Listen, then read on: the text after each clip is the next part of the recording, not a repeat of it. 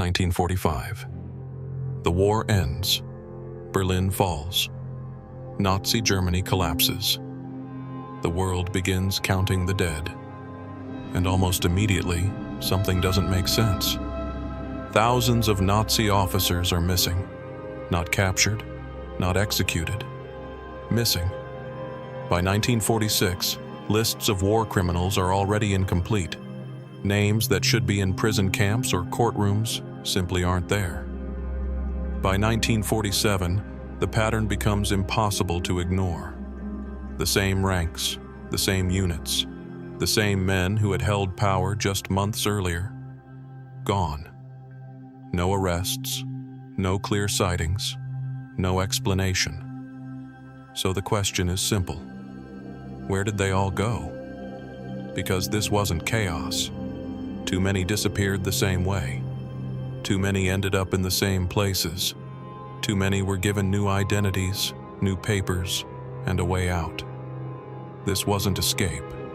It was organized. They called them the Ratlines.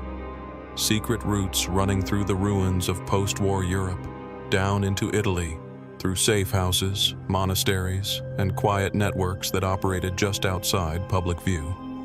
From there, ships left ports like Genoa, carrying these men across the Atlantic. Argentina, Paraguay, Brazil, safe. And they weren't hiding in caves or forests. They had documents, real documents, passports, travel permits, enough to move through checkpoints, board ships, and disappear into new lives, which means someone helped them. Because networks like this don't build themselves. In some cases, members of the Catholic clergy provided shelter, protection, and access to contacts. Safe houses were arranged, identities were reshaped, questions were not asked. The motivations are still debated. Anti-communism, sympathy, strategy. But the outcome is not debated at all. Men who should have faced trial were moved out of Europe, and some of them were among the most wanted. Adolf Eichmann escaped to Argentina under a false name. Josef Mengele avoided capture for decades. Others simply vanished. No records, no trials, no closure. But here's where the story changes. Because not all Nazis had to run. Some were taken. Operation Paperclip. Hundreds of German scientists, engineers, and intelligence specialists were quietly relocated to the United States after the war. Their pasts were reviewed, filtered, and in some cases, rewritten, because what they knew was too valuable to ignore. Rocket technology, weapons systems, intelligence networks. The Cold War was beginning, and Washington made a decision. Use them instead of prosecuting them. And just like that, the line between justice and usefulness began to blur. Some were escaping through underground routes. Others were being brought in through official programs. Different paths, same result. They avoided accountability. And behind both, there was a system. Odessa, an alleged network designed to help former SS members escape, relocate, and rebuild. Funding, coordination, protection. Some historians argue it wasn't a single centralized organization. Others argue that distinction doesn't matter. Because the network clearly worked. Money moved. Documents appeared. Routes stayed open. Thousands disappeared. And nowhere made that clearer than Argentina. Under Juan Perón, it became a destination. A place willing to accept men with military experience, technical knowledge, or the right connections. Ship after ship arrived carrying people who should have been under investigation. Instead, they settled. They worked. They lived quietly. Some even openly. That is the part that still feels impossible. The war had ended in full view of the world. The camps had been exposed. The crimes were undeniable.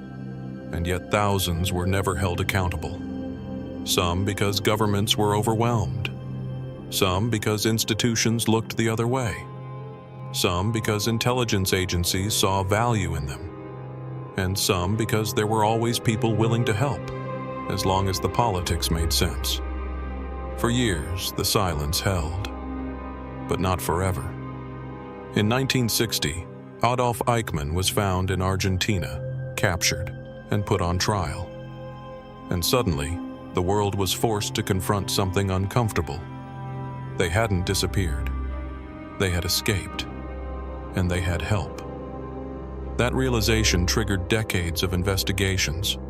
Journalists traced shipping routes. Historians uncovered records.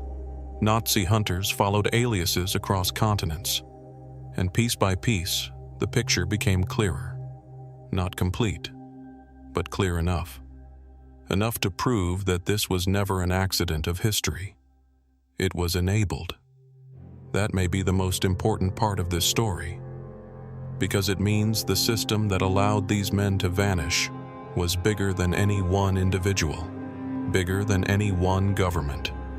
It was a network of decisions, some made out of fear, some out of strategy, some out of silence. And systems like that don't just disappear. They adapt. They go quiet. They change form. That's why this story still matters. Not just because thousands escaped justice, but because it shows how power behaves when the world is changing. We like to believe that when something ends, everything resets, that justice follows naturally. History rarely works that way. More often, the war ends first, and then the negotiations begin. If this gave you a perspective you're not getting anywhere else, subscribe and hit the bell. This channel is built to uncover the stories that stay buried. Share this with someone who needs to see it. Stay sharp. This is Redacta.